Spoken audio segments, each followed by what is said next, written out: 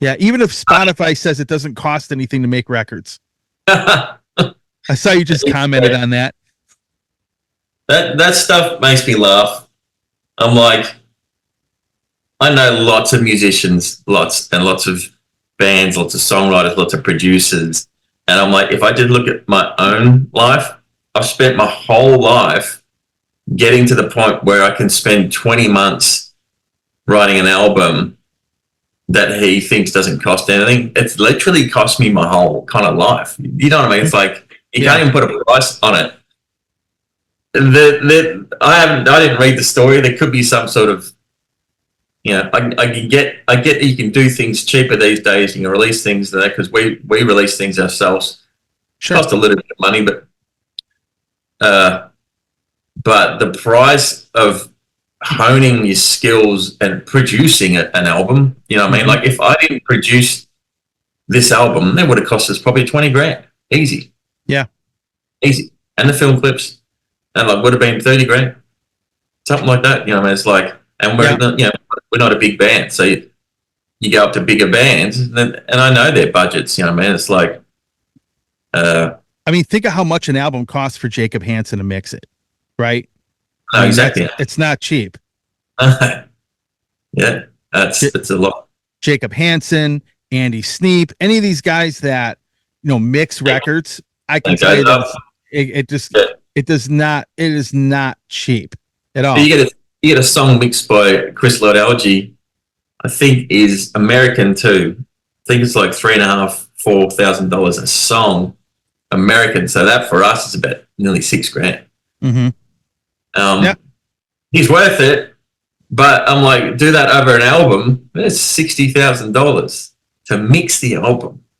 Yeah, and I'm like, then there's the production of the album. You know what I mean? Like, who's the moron that they're doing that to almost make out that what you do is not worth anything to us, writers and stuff. I'm like, well, I mean, at the moment that doesn't bother me. I'm not going to, I'll just do what I do. But if I wrote down, if I put a price on everything that we just do, like, and someone had to pay for it, you know what I mean? You're talking hundreds of thousands of dollars.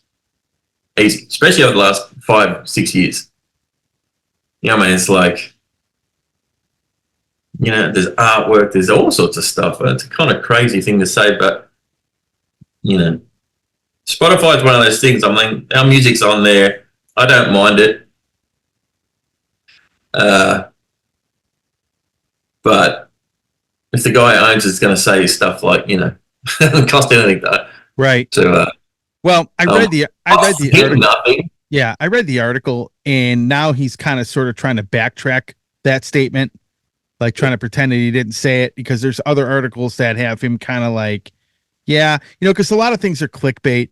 You know what I'm saying? But that is, I think the way that I took it, first of all, the way that I took it is that maybe it doesn't cost a band to put stuff on the site, right? It does.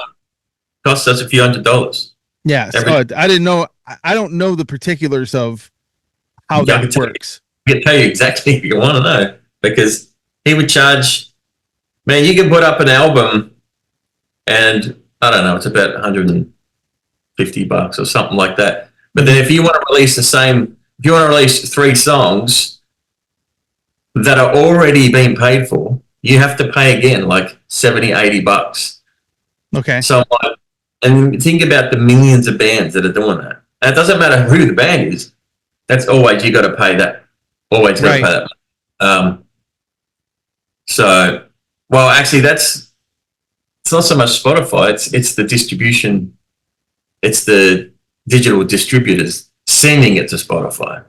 Right. You can't just put your song on Spotify. If there was a file where I could go to Teramaze page and go upload now, and go click, and it just uploads, then that'd be great. But we have to all go through some sort of digital distribution. The labels, I think, go through things like Warner and stuff, but not on label. You have to go through CD Baby, DistroKid, and they all cost money.